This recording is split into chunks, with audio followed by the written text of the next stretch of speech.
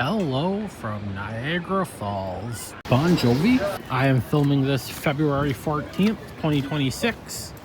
Valentine's Day, Family Day weekend. And I can't really say I'm ever down here a lot during the winter months. When I say I'm not down here in the winter months, I mean like this part of Niagara Falls. The brink, as one could call it. I'm not down here really that much in the winter months.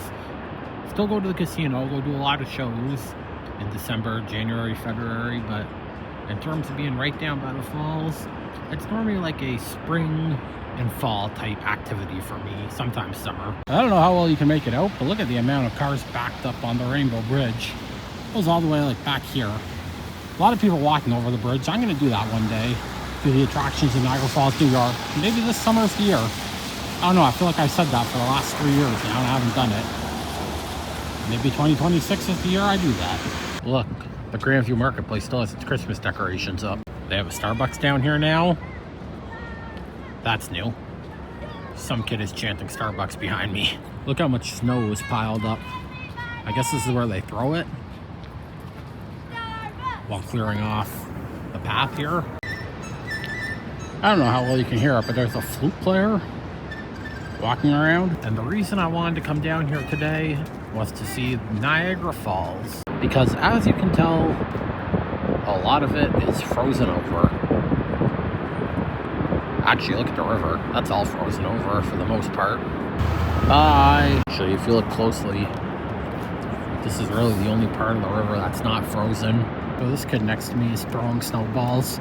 I really wouldn't recommend doing that, especially when you get into this area over here, because people are still working down there, even though it is the off season.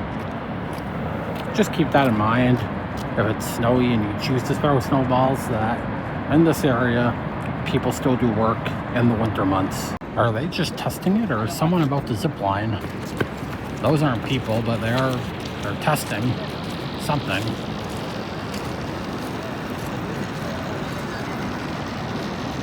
I don't think they're people. So the Bridal Veil Falls, not really frozen at all. It's more of the American Falls, certain parts of it that are frozen over. It's very cool. I'm pretty sure I say it in every video I film down here. These things, $2, you can get like up close viewing. They're like binoculars. Don't waste your money. Even though it's only $2, you literally can just zoom in on your phone and get the exact same view. Oh my God, Grandview, take down your Christmas decorations. It's middle of February. Look at this hustle. Those are some heavy-duty chunks of ice. I'd love to be here to see those break off. Would cause mass destruction. You know, it's warmed up a little bit. When I say warmed up, I mean temperature is just above the freezing mark, but still, it's gonna take quite a while for all this to melt away.